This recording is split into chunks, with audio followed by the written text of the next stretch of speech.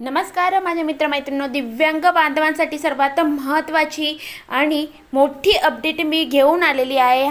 तुमच्या घरात किंवा ओळखीचे जर कोणी दिव्यांग बांधव असतील तर हा व्हिडिओ त्यांच्यासाठी अत्यंत महत्त्वाचा आहे। महाराष्ट्र सरकारने दिव्यांग बांधवांसाठी दिव्यांग सहाय्यक पोर्टल सुरू केलेले आहे।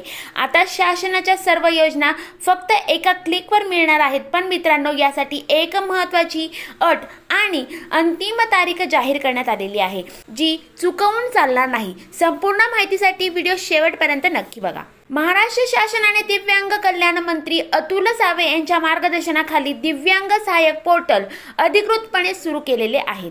अनेक दिव्यांग बांधवांना विविध ठिकाणी प्रयत्न करूनही नोंदणी करण्यात अडचणी येत होत्या। त्यावर आता हा एकच मार्ग काढण्यात आलेला आहे। तर आता आपण जाणून घेऊया नोंदणीसाठी काय आवश्यक आहे। तर मित्रांनो, जर तुमच्या UDID कार्डवर नाव, जन्मतारीख, पत्ता किंवा इतर माहिती चुकीची असेल किंवा तुम्ही अजून कार्ड काढलेले नसेल तर 30 जून 2026 पूर्वी दुरुस्ती किंवा नवीन अर्ज करणे आवश्यक आहे। जर ही नोंदणी झाली नाही तर सरकारी लाभ मिळण्यात अडचणी येऊ शकतात। आता नोंदणी केल्यानंतर मिळणारे 6 मोठे फायदे कोणते आहेत हे आपण जाणून घेऊया। तर सर्वप्रथम शैक्षणिक शिष्यवृत्ती म्हणजे एज्युकेशन स्कॉलरशिप मिळते। त्यानंतर आर्थिक सहाय्य व अनुदान मिळू शकते। सहाय्यक उपकरणे, साधने जसे की व्हीलचेअर असेल, जयपूर फूट असेल इत्यादी। त्यानंतर आहे स्वयंरोजगार व कौशल्य विकास योजना। त्यानंतर प्रवास सवलत व इतर सुविधा जसे की ST असेल, रेल्वे प्रवास सवलत असेल।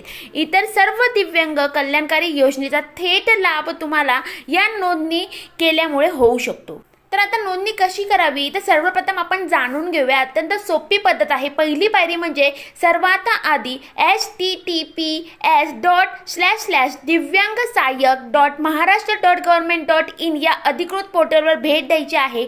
दुसरी पायरी म्हणजे नवीन नोंदणी म्हणजे न्यू रजिस्ट्रेशनवर क्लिक करा। तिसरी पायरी म्हणजे आपली सर्व माहिती अचूक भरा आणि आवश्यक कागदपत्रे अपलोड करा। त्यानंतरची शेवटची पायरी म्हणजे नोंदणी पूर्ण करा आणि तुमचा आवेदन क्रमांक मिळवा।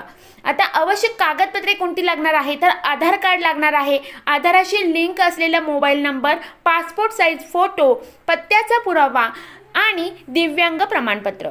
तर माझ्या मित्रमैत्रिणींनो, नोंदणी करा, हक्क मिळवा आणि स्वावलंबी बना। ही माहिती जास्तीत जास्त दिव्यांग बांधवांपर्यंत पोहोचवण्यासाठी हा व्हिडिओ नक्की शेअर करा। अधिक माहितीसाठी तुमच्या जवळच्या जिल्हा समाज कार्यालयाशी संपर्क साधू शकता। हा व्हिडिओ आवडला असल्यास लाईक करा आणि आपल्या शासकीय योजना या चॅनलला सबस्क्राईब करायला विसरू नका। धन्यवाद। जय हिंद, जय महाराष्ट्र।